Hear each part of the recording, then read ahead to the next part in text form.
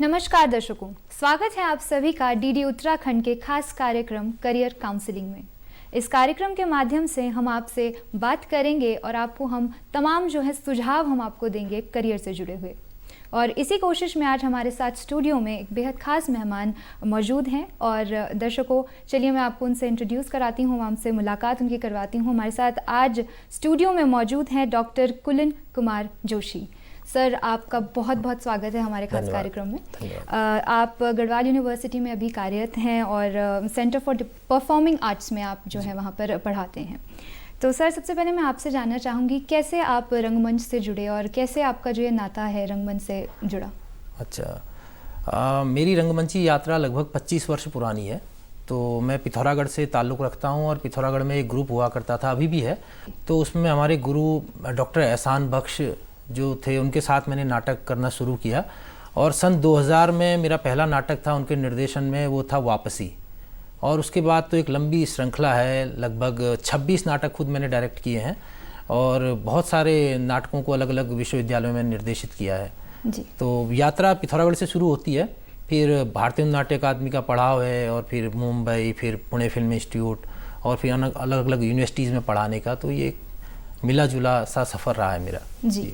Sir, आपने बात करी अलग अलग इंस्टीट्यूट्स की, भारतीय नाट्य अकेडमी जिसकी आपने बात करी, तो किस तरीके के जो संस्थान हैं भारत में मौजूद हैं जहाँ पर जो इच्छुक हैं, जो रंगमंच से जुड़ना चाहते हैं, जो भी छात्र हैं या जो भी युवा हैं, वो कहाँ पर ऐसे दाखिला ले सकते हैं, कहाँ से अपनी शुरुआत कर सकते हैं? देखिए, 4 ऐसे संस्थान हैं हमारे देश में जो बहुत ही प्रतिष्ठित हैं और जो मतलब राष्ट्रीय स्तर के संस्थान है, जिसमें सबसे पहले नाम आता है नेशनल स्कूल ऑफ ड्रामा का, जो दिल्ली में है, बाराखंबा रोड के पास। दूसरा नाम आता है भारतीय नाट्य अकादमी, जो लखनऊ का है और वहीं से मैंने भी प्रशिक्षण लिया है जी। और तीसरा नाम आता है भारतीय फिल्म एवं टेलीविज़न संस्थान पुणे में। ये था कि पहले एक्टिंग सिखाई जाती थी और बाद में केवल फिल्म पर ही केंद्रित हो गया और 2004 के आसपास उन्होंने एक्टिंग पे फिर से कोर्स शुरू किया है। पहले था, बीच में बंद हो गया था। फिर चौथा जो एक ऐसा ही राष्ट्रीय स्तर का संस्थान आता है जिसका नाम है, वह हिमाचल सांस्कृतिक शोध संस्थान एवं नाट्य अकादमी। ये मंडी में है, हिमाचल प्रदेश में। तो ये 4 तो बहुत ही प्रतिष्ठित संस्थान हैं जो रंगमंच का प्रशिक्षण देते हैं। इसके अलावा अगर मैं बात करूं प्रशिक्षण लेने की, तो उसका एक तरीका ये है कि जो अनौपचारिक रूप से प्रशिक्षण होता है, उसका एक बहुत ही प्रतिष्ठित संस्थान हमारे उत्तराखंड में है। यानी ये जो मैं आपको बता रहा था, एक तो ऐसी शिक्षा प्रणाली जो व्यावसायिक नाटक का, रंगमंच का प्रशिक्षण देती है, इसके साथ साथ हमारे देश में ऐसे एमेच्योर ग्रुप्स भी हैं। तो उनकी श्रृंखला बहुत ज़्यादा है, उनका योगदान भी कम नहीं है। आपके यहाँ देहरादून में भी बहुत सारे ऐसे संस्थान होंगे या पूरे देश में है, जैसे हबीब तनवीर साहब का नया थिएटर है। ऐसे बहुत सारे संस्थान हैं जो रंगमंच का अनौपचारिक प्रशिक्षण देते हैं और सारे रंगकर्मियों की प्रारंभिक पाठशाला वही है। मतलब हम लोगों ने भी वहीं से प्रशिक्षण लिया और सब वहीं से लेते भी हैं। तो वो भी एक प्रकार की ट्रेनिंग है, यद्यपि मतलब उसका वैसा कैनवास नहीं है, उतने संसाधन नहीं है, कुछ नहीं होता, उसके बावजूद भी वो रंगकर्म करते हैं, रंगमंच करते हैं, नाटक करते हैं।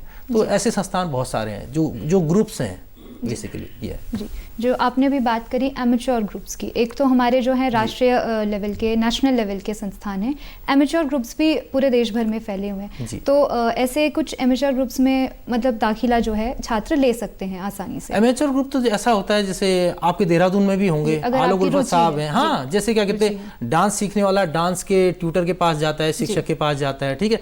तो रंगमंच करने का जो शौक रखता है, जिसकी इच्छा है, बेसिकली ये जो आर्ट्स फॉर्म है, ये इंडिविजुअल इंटरेस्ट का मामला है। बिल्कुल। आपको अगर तबला बजाना सीखना है तो तबले के शिक्षक के पास जाएंगे। ऐसे रंगमंच जो करना चाहेगा, खास तौर से मैं आपको ये बताना चाहूंगा कि रंगमंच में जो पदार्पण होता है, जो शुरुआत होती है, वो अभिनय के नाम पर होती है जी। सब लोग अभिनय करने के लिए रंगमंच में आते हैं और हम रंगमंच को अभिनय ही समझते हैं बेसिकली, क्योंकि वही दिखता है सामने।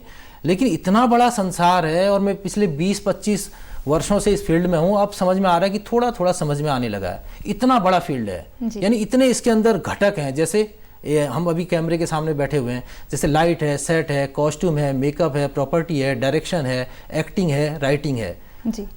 जबकि हम केवल अभिनय को ही रंगमंच समझते हैं, ऐसा नहीं है। और इनमें से किसी भी एक फील्ड में पारंगत होने के लिए समय चाहिए, बहुत समय लगता है। और जहाँ तक करियर की बात कर रहे हैं, हम आज करियर पे बात कर रहे हैं यहाँ पे, तो किसी भी फील्ड में करियर बनाने की असीम संभावनाएं हैं।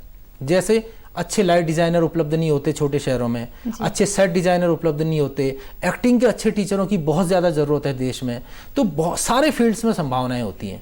बशर्ते कि हम किसी एक फील्ड को चुन लें और उस पर काम करें। जी, आपने सर पहले बात करी कि व्यवसाय जो होते हैं, व्यावसायिक थिएटर, प्रोफेशनल या जो थिएटर है, तो कैसे इसके भी प्रकार हैं और कैसे जो छात्र हैं अलग अलग प्रकार के थिएटर्स में? देखिए क्या होता है ना, हम ABC तो एमेच्योर ग्रुप से सीखते हैं, यानी जो प्रारंभिक, जैसे हम लोग स्कूल्स में पढ़ते हैं, छोटी चीज़ें सीखते हैं, तो शुरुआत अव्यावसायिक रंगमंच से ही होती है। बाद में अगर किसी का इंटरेस्ट है तो फिर वो उन संस्थानों में जाता है, वहाँ की एक एडमिशन प्रोसेस है, आपको फॉर्म भरना होता है और उसके बाद बाकायदा इंटरव्यूज़ होते हैं, उसका ऑडिशन होता है, सब कुछ होता है, तो उसके बाद आप उसमें सेलेक्ट होते हैं।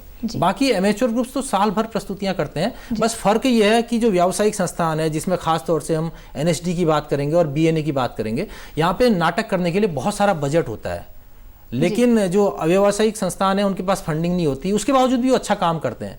तो काम कहीं भी किया जा सकता है जी। और ट्रेनिंग लेनी हो तो ले सकते हैं, नहीं तो वैसे भी एक सीखने का तरीका है, वैसे भी सीखा जा सकता है।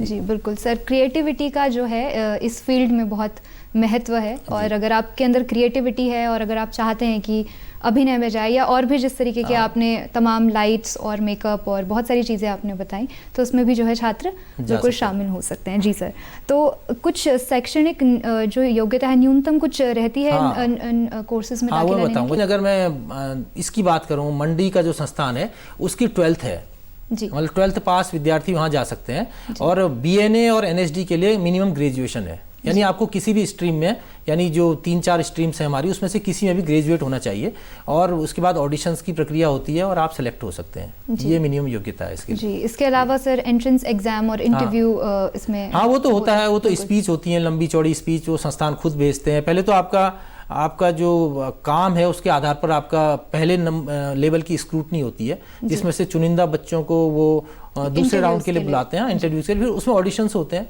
और अगर आपको लगा कि थोड़ा बहुत एक्टिंग की रुचि है और कुछ कर पा रहा है तो तब सिलेक्शन हो जाता है। जी, जो भी दर्शक हमें सुन रहे हैं, आप उनको कुछ हिंट देंगे कि किस प्रकार से इंटरव्यू की तैयारी करें, या किस प्रकार से अपनी पर्सनालिटी में वो जो है कुछ पर्सनालिटी का कोई भाग जो है उभारे, ताकि वो रंगमंच के क्षेत्र में जो है आगे बढ़ सके? नहीं, देखिए ऐसा ना, जो ट्रेनिंग होती है हमारे देश में वो तो इन टोटो रंगमंच की होती है, यानी अगर हम NSD को छोड़ दें, NSD में ऐसा है कि पहले वर्ष वो पूरे रंगमंच के बारे में पढ़ाते हैं, उसके बाद दूसरे और तीसरे वर्ष स्पेशलाइजेशन होता है, या डिज़ाइनिंग में या एक्टिंग में जी। अगर हम NSD को छोड़ दें तो बाकी पूरे देश के संस्थानों में जो ट्रेनिंग है वो इन टोटो थिएटर की है, यानी पूरे रंगमंच की है। अब इसलिए जब ऑडिशन होता है या उसका जो प्रशिक्षण प्रारंभ होता है, उसके लिए पूरे रंगमंच का आपको बेसिक नॉलेज चाहिए।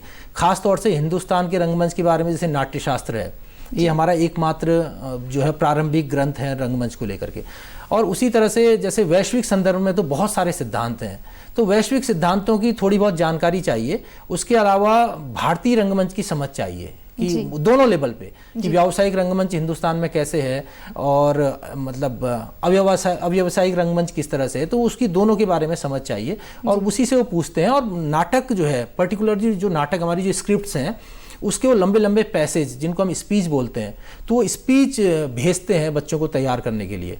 और रंगमंच में वही विद्यार्थी जाएगा जिसका अपना शौक है रंगमंच करना। तो एमेच्योर ग्रुप्स में भी जो विद्यार्थी होते हैं, जो रंगकर्मी कलाकार होते हैं, उनके पास ऑलरेडी बहुत सारी स्पीच तैयार होती है। अब उसको कितना रियलिस्टिक तैयार कर पाते हैं और कैसा परफॉर्म कर पाते हैं, ये थोड़ा सा एक अप्रोच रहता है। जी बिल्कुल सर, और बहुत से ऐसे जो हैं पर्सनालिटी के आपने जो है बात तो बताई कि आप उभार सकते हैं, और कैसे आप स्क्रीन और पैसेजेस पढ़कर या जो भी जिस तरीके से उनके एंट्रेंस होता है। साथ में अगर कोई इच्छुक हैं और अगर अभी वो स्कूल में पढ़ रहे हैं या अभी कॉलेज में भी हैं, और अगर वो चाहते हैं कि अपने अंदर वो कोई गुण देखना चाहते हैं या खुद को पहचानना चाहते हैं कि क्या उनमें ऐसी काबिलियत है कि वो रंगमंच में जाएं, तो किस प्रकार से वो अपना विश्लेषण खुद से करें? सर, हमारी यूनिवर्सिटी के भी बहुत सारे बच्चे जो हैं वो थिएटर के इंस्ट्रक्टर्स हैं, टीचर्स हैं, और आपको जान के ताज्जुब होगा, ख़ास तौर से गुड़गांव और दिल्ली का जो इलाका है, वहाँ पे रंगमंच की पूरी फैकल्टी है। प्राइवेट स्कूल्स में, जो अच्छे स्कूल्स हैं, मतलब लगभग सारे स्कूल्स में, प्राइवेट स्कूल्स में रंगमंच के टीचर होते हैं। देहरादून में भी होते होंगे, क्योंकि मैंने अभी पिछली बार रुद्रपुर में था, तो वहाँ पे हम एक रुद्रपुर गॉट टैलेंट करके उन्होंने कंपटीशन कराया था, जिसमें मतलब ये समझिए कि 15-20 विद्यालयों ने पार्टिसिपेट किया था, और बहुत अच्छे नाटक उन्होंने किए थे।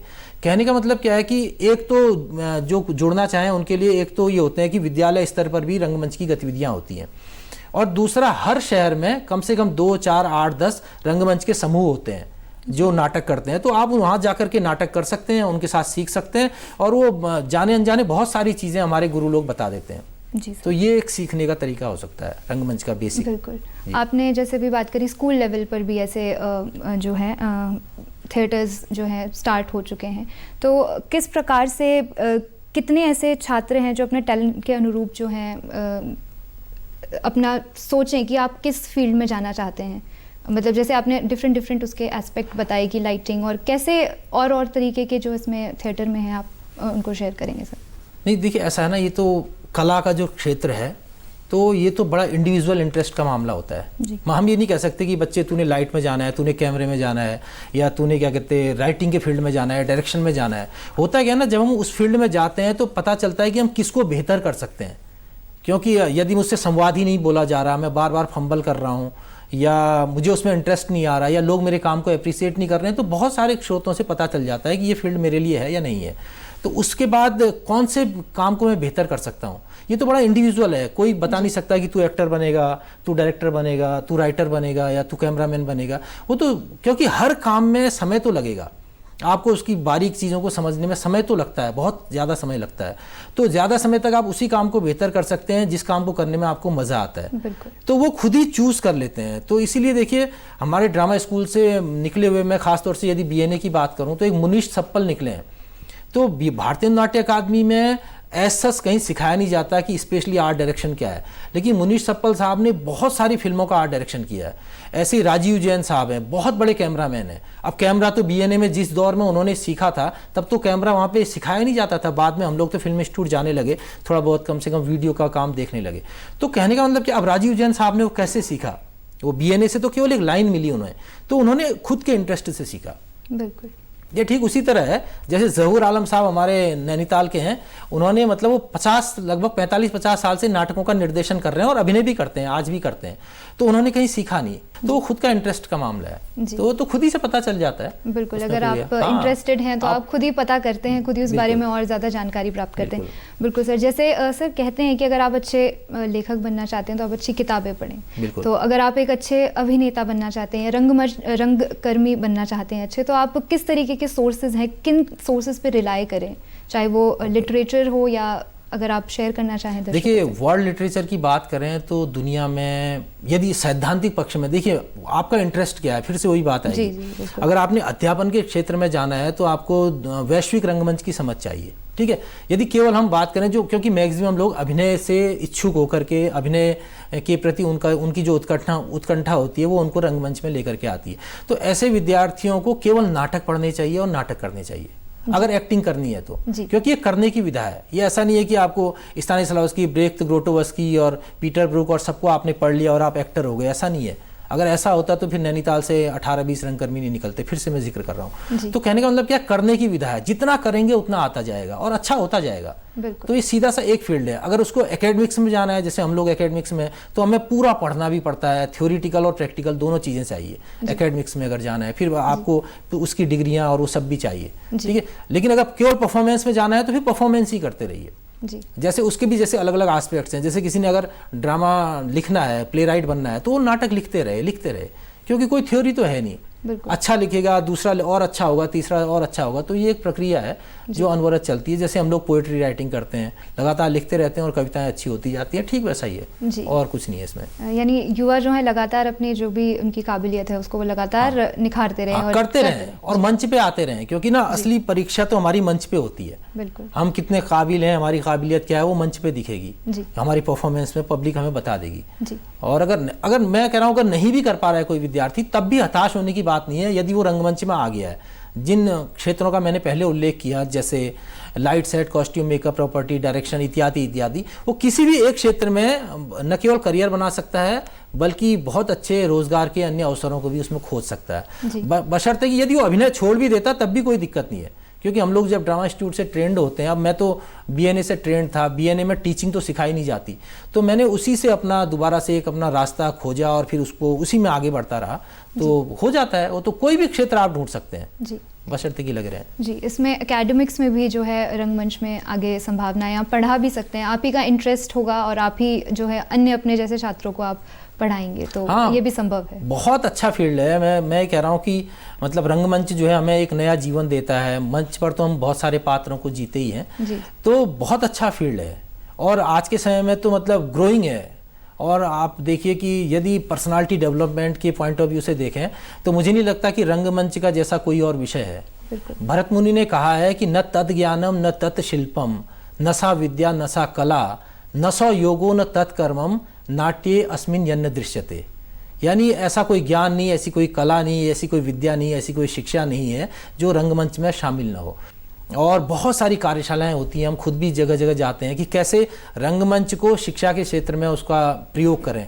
और जो अच्छे शिक्षक हैं, जैसे आप भी जानते हैं कि जैसे जो अच्छे शिक्षक हैं वो जाने अनजाने इन चीज़ों को पहले भी इस्तेमाल करते थे, ऐसा नहीं कि नया कुछ है। जैसे किसी विद्यार्थी को पढ़ाना कि open the door close the door, सीधे पढ़ाना और उसको आप इनेक्ट करके बताएं कि आप चढ़ जाएं कुर्सी पे। अगर बच्चा बहुत बड़ा है, मतलब छोटा है, तो आप उसको बाकायदा करके दिखाएं, करने की विधा है, समझ रहे? तो वो तो इम्प्लीमेंट होता ही रहा है, जाने अनजाने हमारे गुरु लोग करते ही रहे हैं। जी, तो ये जी सर, राष्ट्रीय स्तर पर तो जो है इसके अनेक अवसर जो है हमने अभी तक चर्चा कर ही लिया। अंतर्राष्ट्रीय लेवल पर भी अगर कोई छात्र जो है जाना चाहे, उसके लिए संभावनाएं हैं इस क्षेत्र में सर? देखिए, मैंने पहले ही बताया कि इसमें शिक्षण के दो रास्ते हैं। अब मैं अंतर्राष्ट्रीय स्तर की बात करूंगा तो फिर मुझे यहाँ पे टेलीविज़न और फिल्म का उदाहरण देना पड़ेगा। इस देश में अभिनय करने वाले 95% जो लोग हैं वो किसी भी संस्थान से ट्रेंड नहीं है। अगर मेरा आंकड़ा ज़्यादा है तो 90 मान लीजिए, ठीक है? हाँ, सिनेमा की बात करें, खासतौर से सिनेमा की बात करें, तो उन्होंने कहाँ से सीखा? करते करते सीखा। और सबके सब अंतर्राष्ट्रीय लेवल के लोग हैं। तो अंतर्राष्ट्रीय लेवल में करने का एक, अगर आपको ये लगता है कि मुझे ट्रेनिंग लेने की आवश्यकता है, तब तो नेशनल स्कूल ऑफ ड्रामा या भारतीय हिंदू नाट्य अकादमी जैसे संस्थान आपके पास हैं।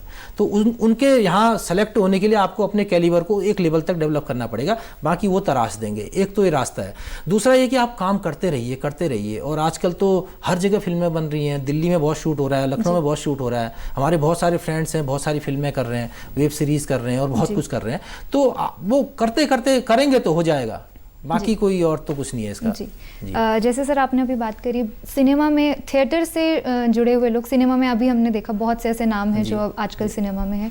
तो दोनों प्रक्रिया जो सिनेमा और थिएटर है, कितनी समानताएं हैं, कितने डिफरेंस है, क्या है इन दोनों के बीच में? देखिए, ऐसा है कि दो चीज़ें हैं। देखिए, अभी हम कैमरे के सामने बात कर रहे हैं, तो कैमरा ना सबसे रियल मीडियम है जी। तो जो अब इसमें बेसिक फ़र्क ये है कि एक में बहुत रियल चाहिए और दूसरे में थोड़ा सा आर्टिफिशियल चाहिए। जैसे हमें रंगमंच में सिखाया जाता है कि जो अंतिम कुर्सी में बैठा हुआ दर्शक है उस तक आपकी आवाज़ पहुंचनी चाहिए, ये बेसिक फंडा है। यानी एक्सप्रेशन तो बाद में जाएंगे, पहले आपकी वॉइस चाहिए जी। और ये कैमरे की एक खासियत है कि ये ना आपके अंतर्मन में क्या चल रहा है उसको भी पढ़ लेता है। आप समझ रहे हैं, मैं दोनों एक्सट्रीम उदाहरण आपको इसलिए दे रहा हूँ। अब इसमें क्या है कि ये बहुत रियल मीडियम है, जो जहाँ कैमरा लग जाए, चाहे वो टेलीविज़न है या फिल्म है जी। अब अगर आप जिस तरीके से थिएटर में चिल्लाते हैं, अगर उसी तरह से आप मतलब कैमरे के आगे चिल्लाएंगे तो वो नहीं चलेगा, वो सुपरफिशियल लगेगा, आर्टिफिशियल लगेगा, यानी मतलब यूजलेस हो जाएगा वो, ठीक है? अब अगर आप थिएटर की ट्रेनिंग लेने के बाद केवल इतना सा अपने आप को टोन डाउन कर लेते हैं, यानी जो आपकी लाउडनेस है उसको, एक्टिंग की लाउडनेस, क्योंकि वो एक्टिंग में भी एग्जीजरेशन है। जैसे हम किसी भी संवाद को चीख के, चिल्ला के ऐसे बोलते हैं, उसमें मतलब किसी भी एक्सप्रेशन को हमें सिखाया जाता है कि लास्ट व्यक्ति तक पहुंचाना है, अंतिम व्यक्ति तक पहुंचाना है। तो इस चक्कर में हमारी एक्टिंग की ना पूरा जो है लाउड हो जाता है। अगर उसको हम टोन डाउन कर पाएँ तो फिर दोनों एक ही हैं जी।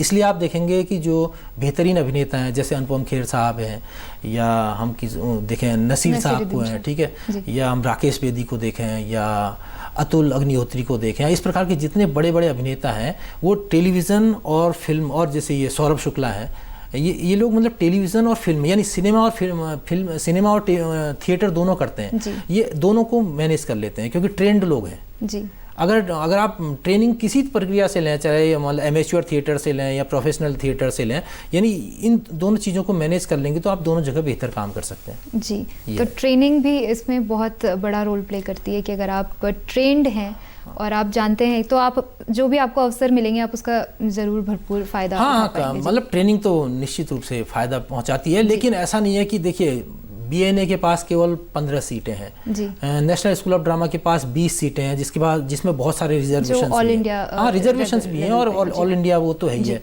इंटरनेशनल कैंडिडेट्स भी आते हैं। तो उदास होने की कोई ज़रूरत नहीं है। मैं तो कह रहा हूँ कि आप अपने ग्रुप के साथ ईमानदारी से काम कीजिए, तो वही आपका रास्ता बना देगा। नहीं तो आप एनएसडी जाने के बाद भी वहाँ से कोई रास्ता बनेगा, इसकी कोई गारंटी है नहीं, क्योंकि पूरा मामला इंडिविजुअल है।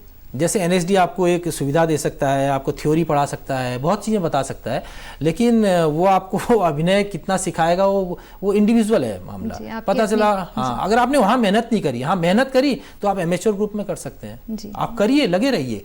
देखिए ये होता क्या है कि देवेंद्र राज अंकुर जी हैं, तो मेरा तो कई बार उनसे मिलना हुआ और बहुत सारे कार्यक्रमों में होते हैं, तो उनका ये कहना है कि अभिनेता जो है दुनिया का सबसे आलसी जीव होता है। उनके लाइन्स हैं ये, वो कुछ करता नहीं है, केवल सपने देखता है।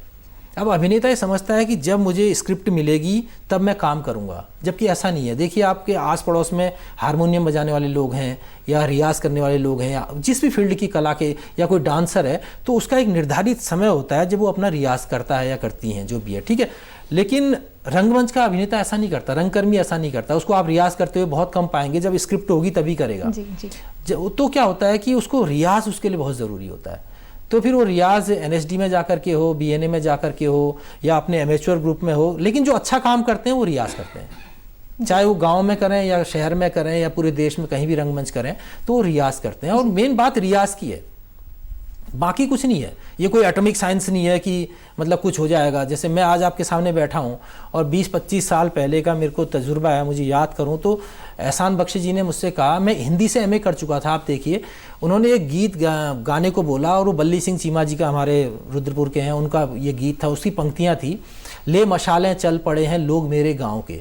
अब मुझे लगता है कि उन्होंने मुझे इतना टोका था, और मुझे लगता है कि तब मैं उसको ऐसे बोल रहा था कि ले मसाले चल पड़े हैं, यानी 100 और 100 का जो फ़र्क हम लोगों का पहाड़ियों का बेसिकली होता है, तो वो मेरा प्रॉब्लम थी। तो रंगमंच तो बहुत कुछ देता है, बशर्ते कि हम लगे रहें, तो वो रंगमंच ने सुधारा मेरा। जी बिल्कुल। आप अगर आपके अंदर क्रिएटिविटी है, आपका इंटरेस्ट है, तो आप लगातार जो है उसमें काम करते रहें, और अपॉर्चुनिटीज़ जो आपको ज़रूर मिलेंगी। जितना आप मेहनत करेंगे उतना आपको फल तो उतना तो ज़रूर मिलेगा, इतना तो तय है। जी सर, कुछ ऐसे ऑनलाइन पोर्टल्स या कुछ ऐसे आजकल, जैसे आज इस समय में सब ऑनलाइन ही हो रहा है, ऐसे कुछ ऑनलाइन पोर्टल्स हैं जो आपको शिक्षा या ऐसी ट्रेनिंग या डिप्लोमास कोई बतौर ऐसे प्रोवाइड कराते हैं? देखिए ऑनलाइन का तो इसमें मैं नहीं मानता कि बहुत कारगर होगा, क्योंकि जैसे ये 1-to-1 की बात है, तो ये ऑनलाइन होने वाला नहीं है। यद्यपि कोई कर भी रहा है तो वो आपको ट्रिक्स बता सकता है। देखिए क्या है ना, इस जैसे दुनिया के सभी आर्ट्स में होता है, इसमें भी दो चीज़ों का संगम है, एक आर्ट है और एक क्राफ्ट है। क्राफ्ट सिखा सकता है, लेकिन आर्ट तो प्रैक्टिस से आएगा। मुझे नहीं लगता कि उसमें ऑनलाइन ज़्यादा काम करेगा। इससे बेहतर ये होगा कि जो उस फील्ड में उसके जिस भी हिस्से में जाना चाहता है उसके लिए खुद ही रियाज करे, और उसके लिए यूट्यूब से लेकर के या बीएनए एनएसडी के आर्काइव में बहुत सारे वीडियोस पड़े हुए हैं, आप उसको देख सकते हैं।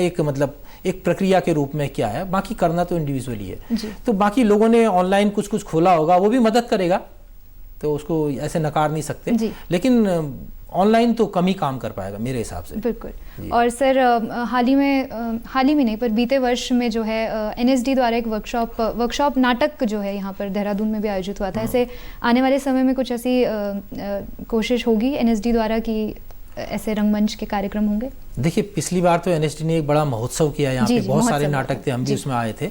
तो देखिए एनएसडी के अंदर ना, एनएसडी को लोग समझते हैं कि वो केवल एक ट्रेनिंग इंस्टीट्यूट है, जबकि ऐसा नहीं है। एनएसडी की 5-6 विंग्स हैं, उसमें एक है रेपेटरी कंपनी है, और एक जो है भारत रंग महोत्सव का उनका हिस्सा है, एक उनका एक्सटेंशन प्रोग्राम है जिसके अंतर्गत वर्कशॉप होती है। तो वो तो पूरे हिंदुस्तान में रंगमंच की वर्कशॉप कर रहे हैं। अभी उन्होंने बनारस में और असम में कुछ जगह अपने संस्थान के भी कुछ छोटे छोटे संस्थान भी खोल दिए हैं जो वहाँ पे ट्रेनिंग मिल रही है लोगों को। तो एनएसडी तो इस तरह की कार्यशालाएं लगाता ही है। एनएसडी के अलावा भी मैं कह रहा हूँ, एनएसडी तो साल में 1-2 बार लगाएगा, हमेशा तो एनएसडी लगाएगा नहीं। लेकिन आपके यहाँ के जो ग्रुप हैं, जहाँ भी हम जो भी इसको देख रहे हैं, सुन रहे हैं, वो उनके क्षेत्रों में जो भी ग्रुप हैं उनसे जुड़िए, क्योंकि वो भी उतने ही महत्वपूर्ण है। होता क्या है कि the other side grass always seems greener वाली बात है, कि हमें लगता है कि वहीं जाके हमारी ट्रेनिंग होगी, वहीं हम सीखेंगे, जबकि ऐसा नहीं है। आप देखिए कि हिंदुस्तान का रंगमंच 4-5 संस्थाओं का रंगमंच नहीं है, यहाँ हज़ारों संस्थाएं हैं जी। कुछ लोग पौड़ी में अच्छा कर रहे हैं, कुछ पिथौरागढ़ में अच्छा कर रहे हैं, कुछ देहरादून में अच्छा कर रहे हैं, कुछ ऋषिकेश में अच्छा कर रहे हैं, या रुद्रपुर में अच्छा कर रहे हैं। तो उनके साथ जुड़िए, आप वहाँ बहुत कुछ सीख लेंगे। जी, तो रीजनल लेवल पर भी जो है आप जुड़कर जो है रंगमंच से बिल्कुल जुड़ सकते हैं। बिल्कुल जी। तो सर, आज आपने हमसे बहुत सारी बातें जो है रंगमंच, नेशनल लेवल से लेकर इंटरनेशनल लेवल तक हमने थिएटर की बात करी, रंगमंच की बात करी, और तमाम जानकारियाँ हमारे दर्शकों को इस पर मिली हैं। और आपको बहुत बहुत धन्यवाद कि आज आप कार्यक्रम में बने रहें। दर्शकों, अभी आप ने चर्चा में हमने बात करी रंगमंच के बारे में, और अगर हम कुछ समय पहले की बात करते तो शायद ये अपॉर्चुनिटीज़ लिमिटेड हो जाती, लेकिन आज के समय में बहुत सी अपॉर्चुनिटीज़ रंगमंच कर्मियों के लिए हैं। और अगर आप इच्छुक हैं और आप चाहते हैं कि आप रंगमंच में अपना करियर बनाएं, तो आप कोशिश करते रहें, अपने आसपास रीजनल वर्कशॉप्स में जाते रहें। और आशा है कि आपको हमारे कार्यक्रम से आज बहुत मदद मिली होगी। आपसे मुलाकात होगी एक अगले टॉपिक के साथ, एक नए विषय के साथ। तब तक मुझे दीजिए इजाज़त। नमस्कार।